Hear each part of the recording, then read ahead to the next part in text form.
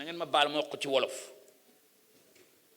xam nga nit su si bureau nga koy jox Nivaquine ñaari Nivaquine wala ñetti Nivaquine yu njëkk yi dafay saf-sap waaye 3 jours après dina tane donc transition bi ñuy def du yomb ñun Sénégalais yëpp nax nañ ci jàpp dañu mës a wax naan dëkk bi da ngay toog muy dox wala xaalis dañ koy lijjanti teraanga bu ngeen bëggee mu sax dañuy waxante dëgg defar dëgg xam ne nax jooni jooni jooni jooni amul fenn. Vous savez, quand après avoir quitté le pays après 27 ans quand vous revenez au Sénégal vous êtes relativement jeune, vous êtes enthousiaste, vous avez envie de faire bouger les choses. Il y a de cela 15 ans, j'étais parti voir, je ne sais pas quel est le hasard qui a fait que Serigne Mboup et moi on s'est retrouvés sur ce panel. Je suis allé à Kaolack. J'ai investi dans une usine d'huile. J'ai perdu 250 millions. Et pourtant, j'étais docteur en finance, banquier d'investissement, qui a travaillé dans les plus grandes banques du Sénégal, du monde. Il me dit, attends, je ne peux pas comprendre que je perds de l'argent aussi facilement. Xale yi dama leen a bëgg gëmloo ne avenir du Sénégal fii la te avenir du Sénégal tey lañ koy tabax. En tout cas, je m'engage publiquement ñëw leen ministère de l'agriculture, de la souveraineté alimentaire et de l'élevage ñu lëkkaloo ak des structures comme le bureau de mise à niveau, ADPME, APIX et tout l'appareil gouvernemental pour faire marcher les choses. J'ai créé un concept que je vais appeler, 2 concepts que je vais appeler, benn bi Agri Jambar la, benn bi Suxali sa gox. Vous imaginez le nombre de milliardaires qu'il y a dans ce pays?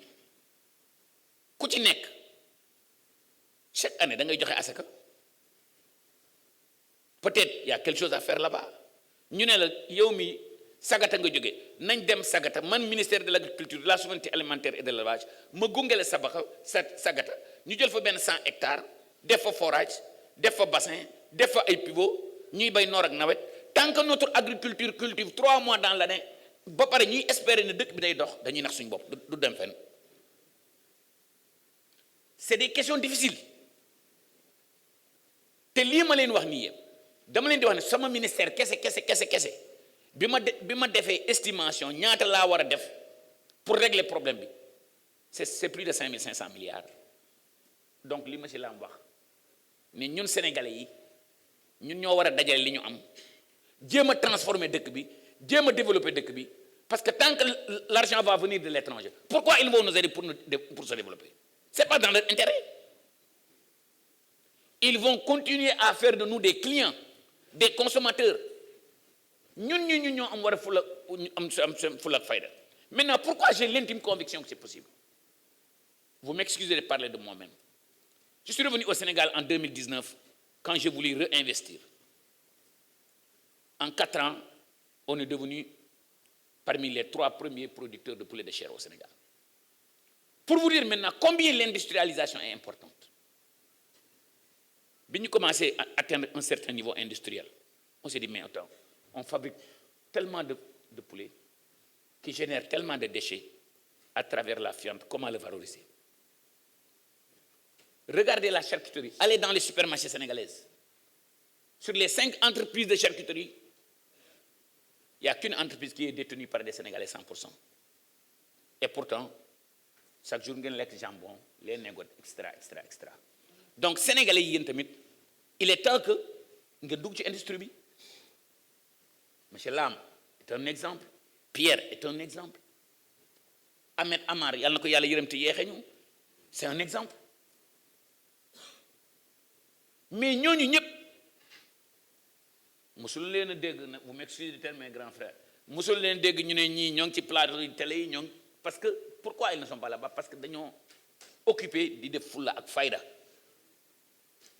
Donc ce mindset là bi Ousmane Sindiaye wax, il faut aussi ñu def ben genre autocritique ñun suñu société bop. Té bobu ku ci nek sénégalais bu ci nek yow yaay président de la République ci affaire bobu.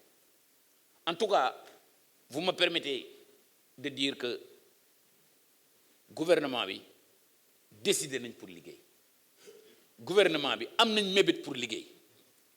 Yéen sénégalais yi nañu consolider suñuy effort ensemble et que loolu j'ai l'intime conviction que ne secteur privé bi dafa am benn rôle bu important bu mu ci jouer.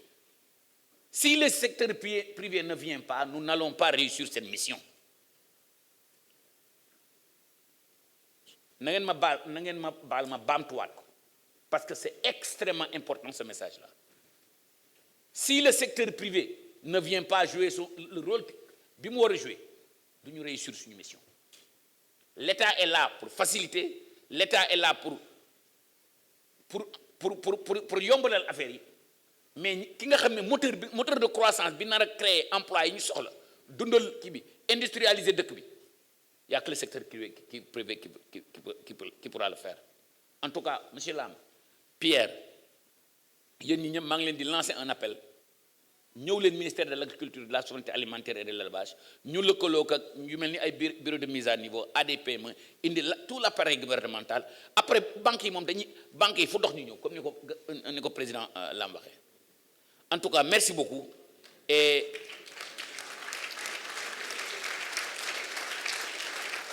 15 ans après, avec l'âge, je me suis dit, je veux revenir maintenant. J'ai plus de choix. J'ai eu la chance dès le départ de tomber sur le bureau de mise à niveau. Cette fois-ci, je me suis bien formalisé. Merci à l'APIX. J'ai avancé pendant 3 ans. Ou comme M. Lam le dit, je n'ai pas vu de banquier. Mais peut-être j'avais 2 milliards de mes propres sous que je suis venu investir. La formalisation était extrêmement importante. Les gens ont évoqué un problème de ressources humaines. Aujourd'hui, j'ai la triste réalité de dire aux entreprises, aux industriels, vous allez malheureusement former les ressources humaines dont vous avez besoin. Et j'ai pris des étudiants qui n'ont jamais travaillé quelque part. Je les ai mis dans un processus d'interview que moi-même j'ai recruté. Et je les ai mis dans une académie interne. Et 12 mois après, j'ai pris une bonne dizaine. 4 ans après, ce sont ces étudiants qui n'ont jamais travaillé quelque part qui sont les directeurs des usines.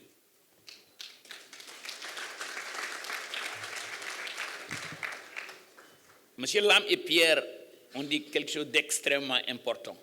Et je lance un appel aux Sénégalais, aux gens qui ont les moyens dans ce pays. Ce n'est pas les étrangers qui vont venir développer ce pays, c'est nous-mêmes. Quand je vois les montants d'argent que les gens se mettent dans l'immobilier, moi je me suis très vite rendu compte que l'immobilier était certes rentable, mais il y a plus rentable. Et comme disent M. Lamé, il faudrait peut-être inciter les gens à sortir